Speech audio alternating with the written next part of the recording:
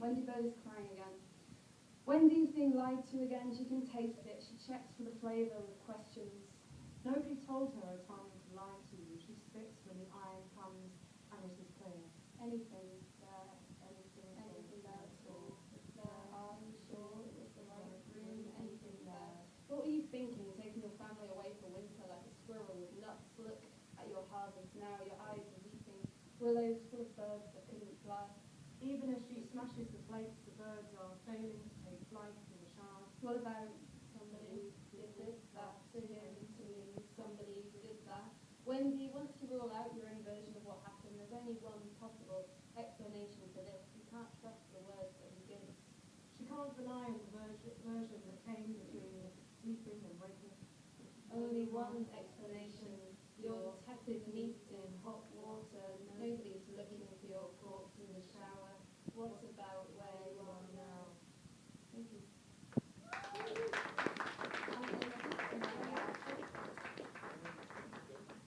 Is this depressing? Oh, music. You're right. Yeah, I can hear something like that. This is very The Shining. No, there was music. There was music. John, is the YouTube on?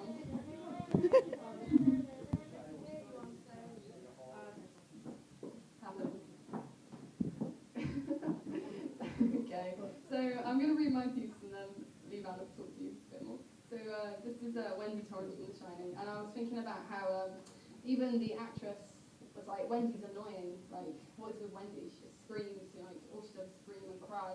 And I was thinking about this and how, like, it's kind of the nature of how we perceive women. They're kind of, I think, because we see women being told to shut up on many different platforms in many different ways, and I think we kind of, in ourselves, it's easy for us to tell a woman to shut up. It's easier anyway than it is to tell a man to shut up, maybe, and for different reasons.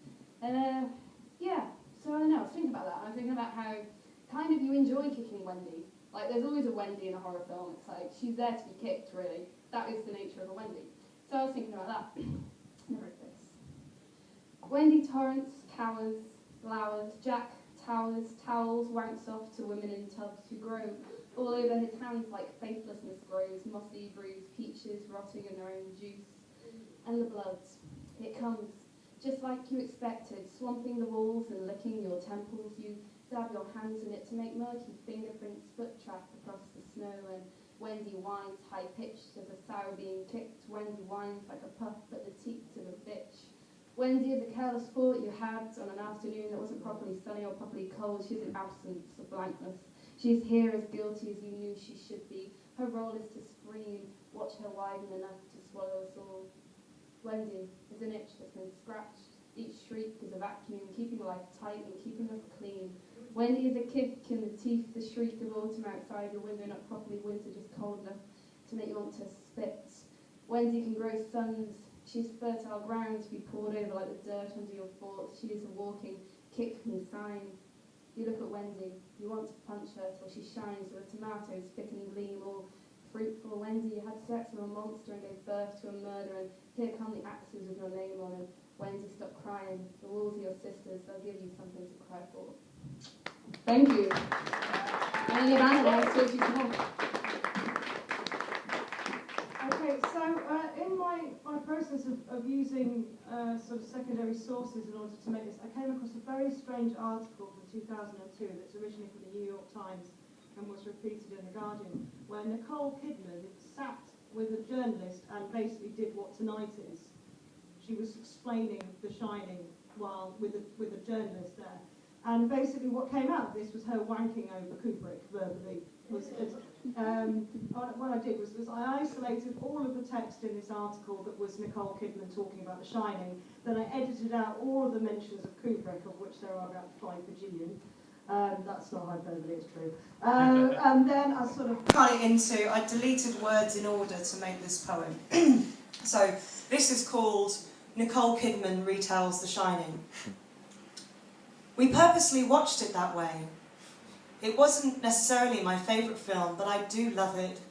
What interests me now, this big, creepy hotel high in the mountains, how often have you seen this since in a film or television show and thought, oh, it's just like The Shining? He was very precise about his framing.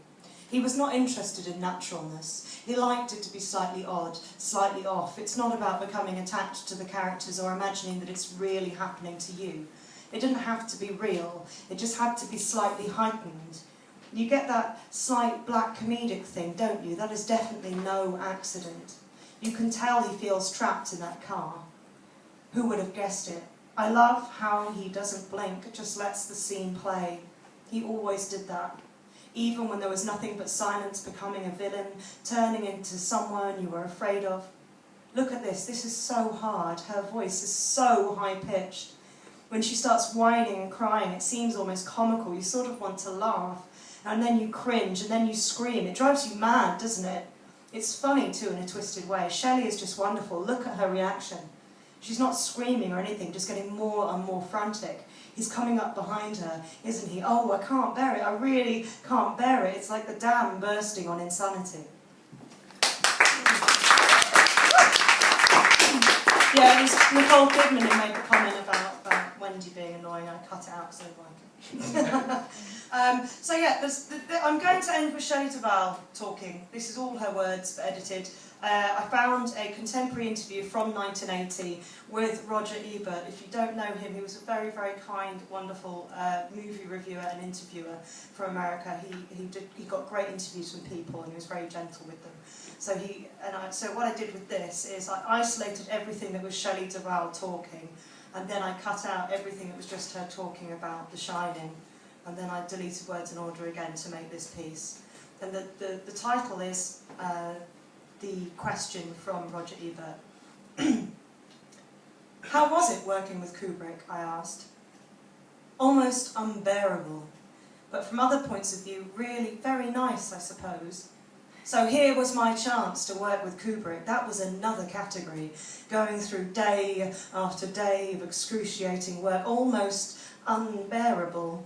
Jack Nicholson's character had to be crazy and angry all the time, and in my character, I had to cry.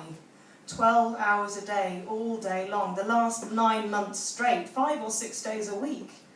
I was there a year and a month, and there must be something to primal scream therapy, because after the day was over and I'd cried for my 12 hours, I went home very contented. It had a very calming effect. During the day, I would have been absolutely miserable. Can you taste the oranges in this tea? Neat, huh? Well, after I made The Shining, all that work, hardly anyone even criticised my performance in it. Even to mention it, it seemed like. The reviews were all about Kubrick, like I wasn't even there. Well, after all of that crying, it was a real treat for me to play Olive Oyl. I loved her.